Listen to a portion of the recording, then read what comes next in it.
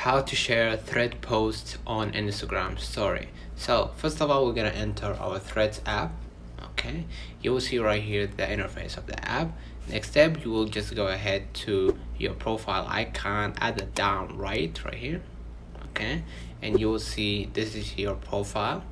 Okay, and let's say for example I wanted to create a new post. So let's say for example I'm gonna introduce myself. Okay, and I'm gonna post. All right, and I'm gonna wait for a few moments until it's upload. Next step, you will see right here the repost, comment, and like, and you will see right here the share button. Okay, I'm gonna click the share button. You will see right here send on Instagram or add to story. I'm gonna add it to my story, which is the second option. Now as you can see right here, and if I wanted to place it maybe in the middle or something, I'm gonna just leave it, or just leave it like this, and I'm gonna just click your story, and I'm gonna share my post to the story, and it will be right here.